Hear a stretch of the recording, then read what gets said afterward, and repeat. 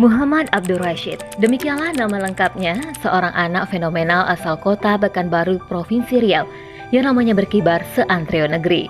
Setelah tampil dan menjuarai berbagai ajang dakwah dan tilawah Al-Quran di televisi swasta tanah air. Boleh dikatakan saat ini Syekh Rashid merupakan salah seorang selebriti tanah air di bidang dakwah dan tilawah Al-Quran, khususnya di media sosial. Sebagai seorang YouTuber misalnya, tidak kurang dari 350.000 subscriber saat ini adalah bukti. Dan yang lebih hebatnya lagi, Syekh Rashid mengelola akun channel YouTube-nya secara mandiri dengan sang ibunda.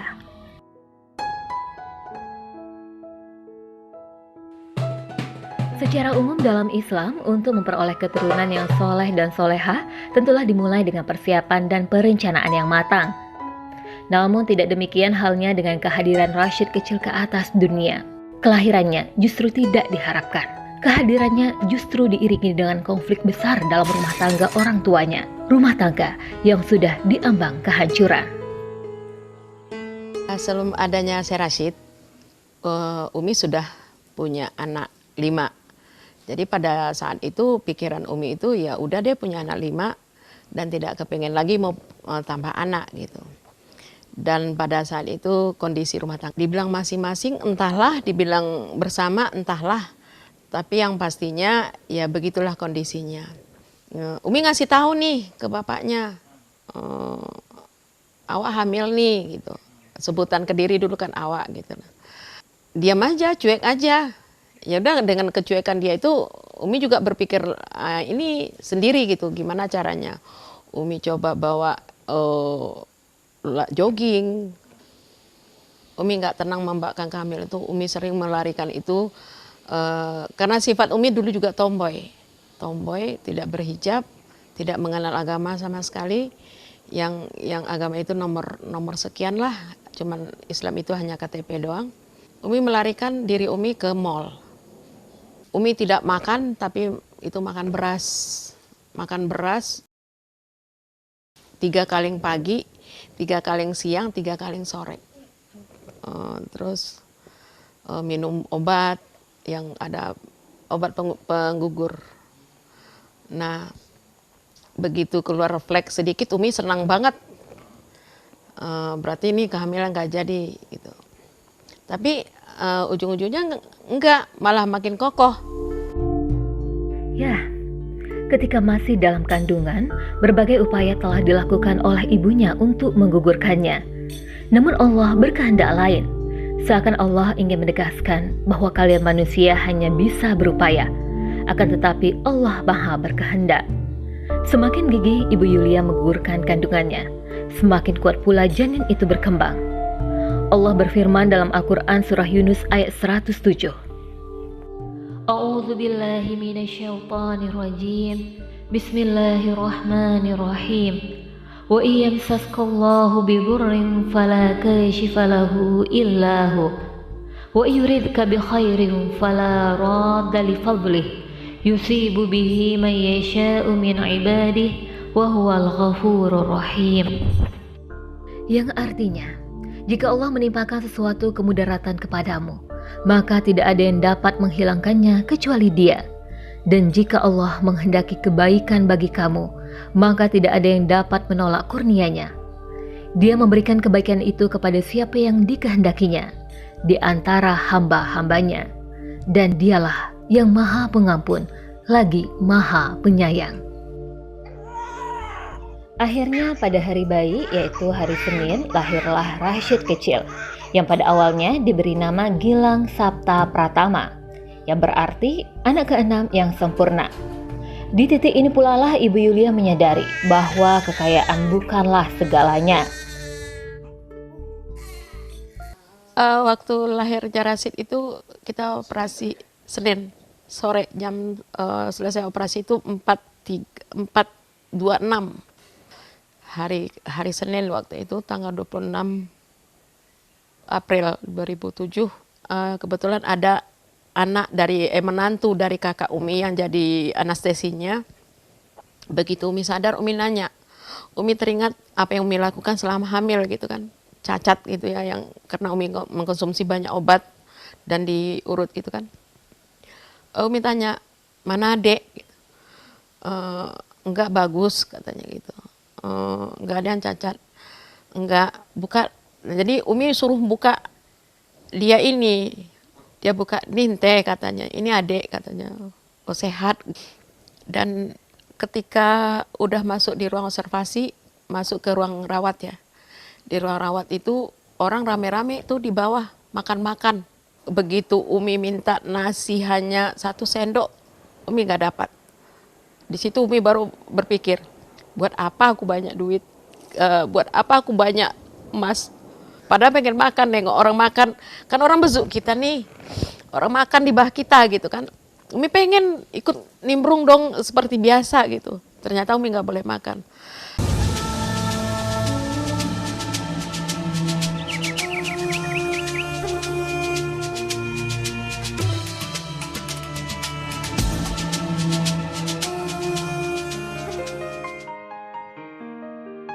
Rashid kecil yang masih bernama Gilang tumbuh menjadi anak yang sangat cerdas, serta perkembangan yang sangat pesat, melebihi bayi seusianya.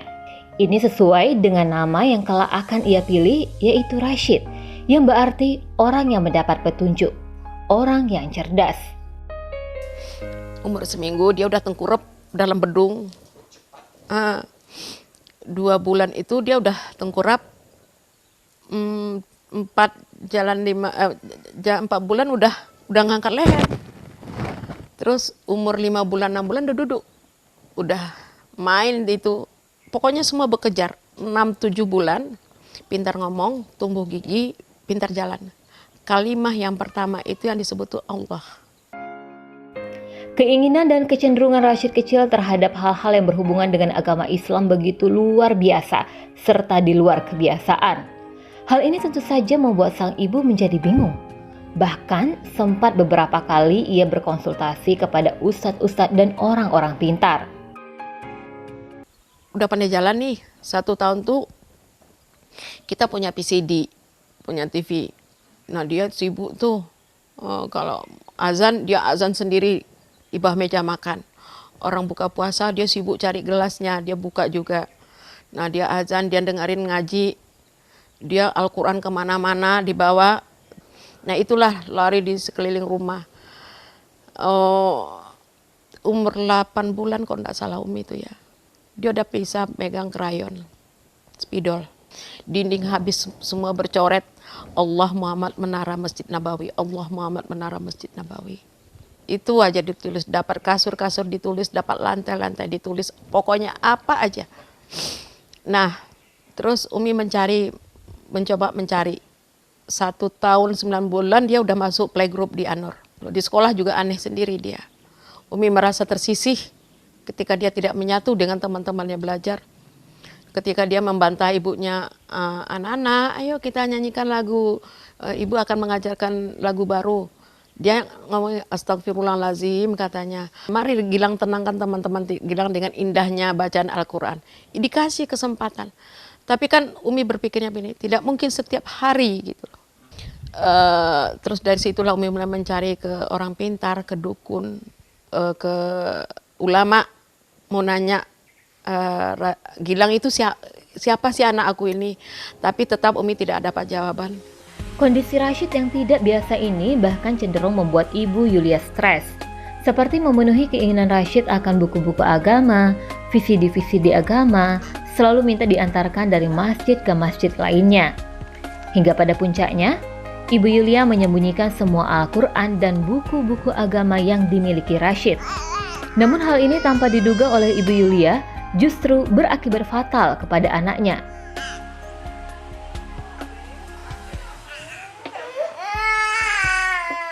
Jadi begini, Umi capek, Umi lelah. Kemana-mana Al-Quran, Al-Quran, Al-Quran. Di atas mobil Al-Quran. Nah, bolak-balik pindah satu masjid ke masjid lain. Umi menjerit di atas mobil tuh. Ini nggak aku banget ini, Umi bilang tuh. Aku nggak kayak gini orangnya, bilang tuh. Udah panas, disuruh berhijab dalam-dalam. Itu protes Umi itu dulu begitu. Umi antar dia ke sekolah. Pulang dari sekolah, Umi kumpuli semua Al-Quran tuh. Ya, terus Umi naikkan ke atas lemari. bukan Umi bakar. Dia nggak bilangkan karena pulang ditengok lemarinya kosong. Mana Al-Quran Gilang katanya itu. Udah aku bakar semuanya. Untuk apa Al-Quran? Untuk apa Al-Quran banyak-banyak tuh? Awalnya juga Al-Fatihah kok, Umi bilang gitu. Dia nangis. Ya Allah katanya, ampuni Bunda, ya Allah Bunda udah berkawan dengan setan katanya. Dia nangis, ditegur nggak mau, dia masuk kamar. Jadi ada Al-Quran dia satu. Dari sekolah itu dibawa kemana-mana, dipeluknya, diciumnya. Seperti ada orang mau ngambil gitu. Yo sholat nak, bilang tuh, nggak mau dia. Nggak mau dia cakapi Umi. Sampai sore dia nangis tertidur. Malam jam 3 malam, jam 2 setengah 3 lah. Umi terkejut. Loh, kok bantal basah gitu loh. Begitu Umi lihat darah. Pecah pembuluh sarafnya. Kata dokter, pecah pembuluh saraf itu menceratlah hidung dari mulut, hidungnya. Nah, sampai di situ di scan, nggak ada sakitnya.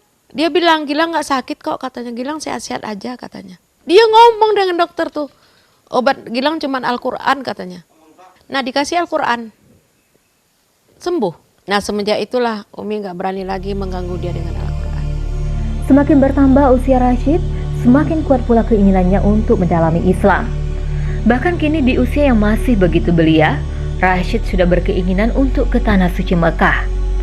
Keinginannya ini begitu kuatnya sehingga sampai terbawa-bawa ke dalam mimpi. Sang ibunda akhirnya memenuhi keinginan sang anak untuk berangkat umroh ke Tanah Suci. Memang keinginan sendiri, jadi nggak ada dipaksa. Kan sampai capek Umi ngikutinnya kan, sampai stres. Stres. Nih anak paling aneh. Mi beliin CD ini, beliin CD ini. CD-CD sejarah Islam.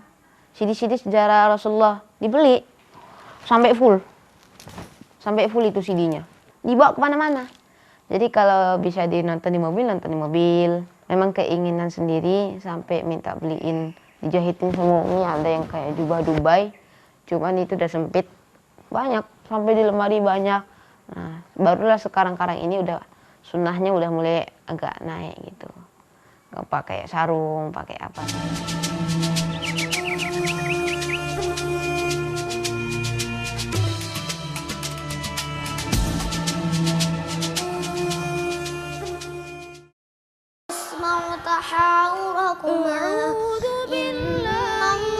Sepulang dari Makkah Al-Mukarramah, kiprah Muhammad Abdul Rashid dalam dunia dakwah Islam dan tilawah Al-Quran semakin tidak terbendung, menghiasi layar televisi tanah air dengan lantunan ayat-ayat suci Al-Quran, mendobrak kebiasaan televisi tanah air kita yang biasanya cenderung berisi musik dan hiburan. A'udzu billahi minasy syaithanir rajim. Bismillahirrahmanirrahim. Wal-laili idza yaghsha wan-nahari idza tajalla wa ma khalaqadz-dzakara wal-untha inna sa'yakum lasyatta. Kini Muhammad Abdul Rashid telah tumbuh menjadi seorang anak remaja produktif. Hari-harinya selalu diisi dengan hal-hal yang bermanfaat, seperti berlatih kaligrafi yang sangat ia gemari. A'udzu billahi minasy syaithanir rajim. Bismillahirrahmanirrahim.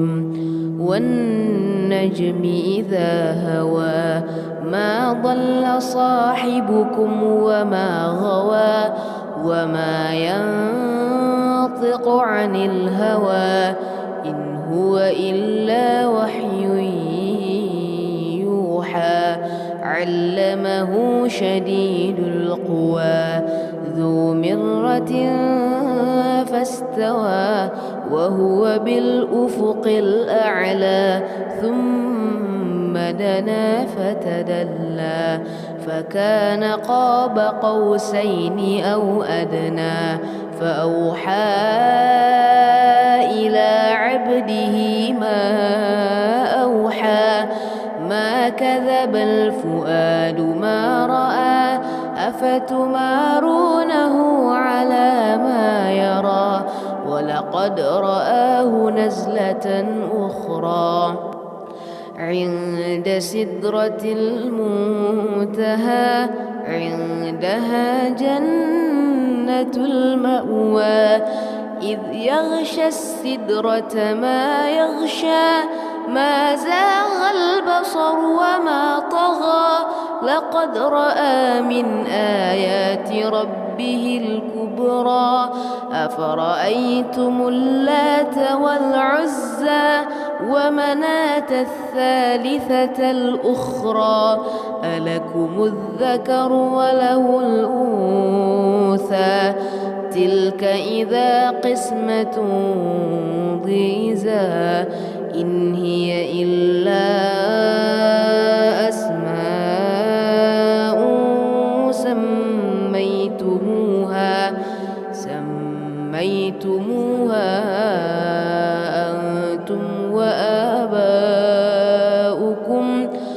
أنتم وآباؤكم ما أنزل الله بها من سلطان.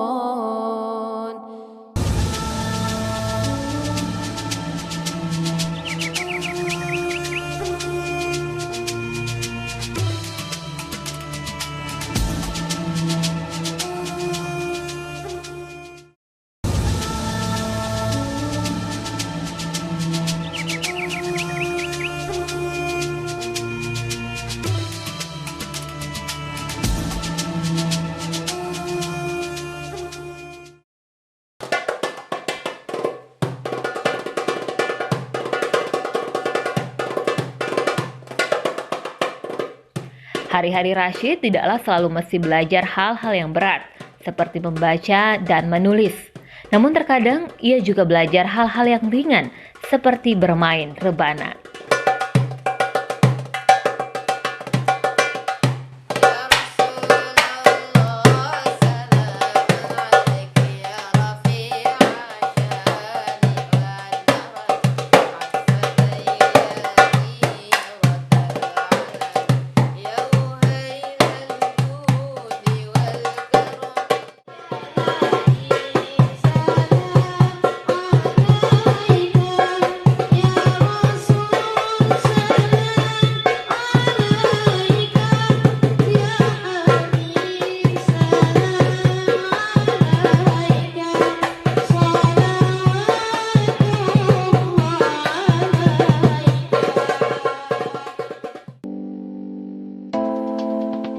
Yang sangat mengagumkan, Rashid sangat kecekatan dalam memanfaatkan teknologi, khususnya gadget, untuk kepentingan dakwah, sekaligus menghasilkan pendapatan.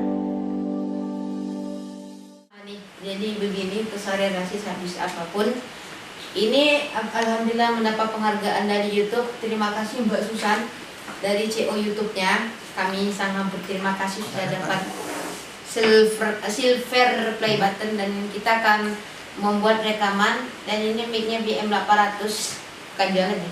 Yang ini mic-nya dipakai sederhana aja, studionya nggak mewah-mewah kayak ada peredamnya, ada lampu-lampunya. Ini low budget semua. Membutuhkan biaya yang banyak juga. Alhamdulillah. Oke, kita lihat ya. La ilaha illallah adadal layali wad-duhur. La ilaha illallah adadal ayyami wash-shuhur.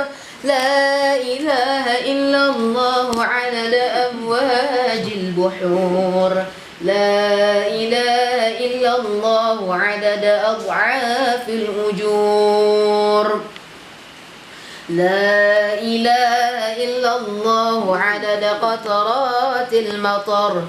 لا إله إلا الله عدد أوراق الشجر.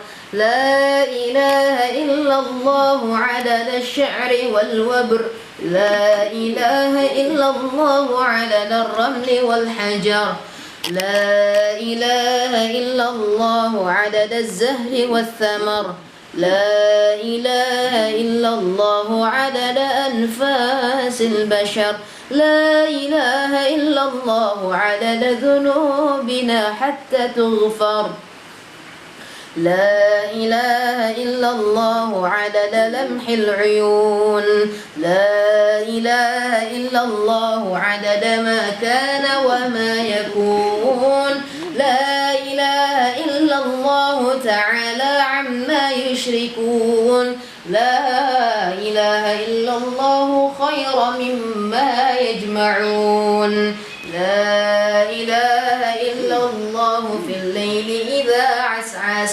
لا إله إلا الله في الصبح إذا تنفس.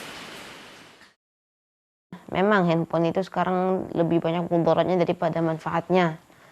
Kita cari yang baik-baik, ada ilmunya di dalam, ya. Kita niatin apa yang kita lakukan itu akan menjadi kebaikan. Contohnya kita ngedit hal-hal yang positif, mengenalkan orang kepada thaqafah ataupun budaya, mengenalkan yang hal bermanfaat. Kita niatkan nawaina kama nawahu aslafuna shalihun. Kita niatkan, ya, kita pakai handphone. Memang zaman salaf nggak ada handphone, tapi kita berniat dengan niat baik mereka untuk menyebarluaskan dakwah daripada datuk mereka, guru-guru mereka, yang terkhususnya adalah Sayyidina wa Maulana Muhammad SAW. Banyak hal yang bisa kita pelajari dari Rashid. Kepatuhan kepada sang ibunda yang sangat luar biasa, kecerdasan, keberanian, kesabaran, kegigihan, serta kepeduliannya yang begitu tinggi terhadap dakwah Islam. Padahal ia masih muda remaja.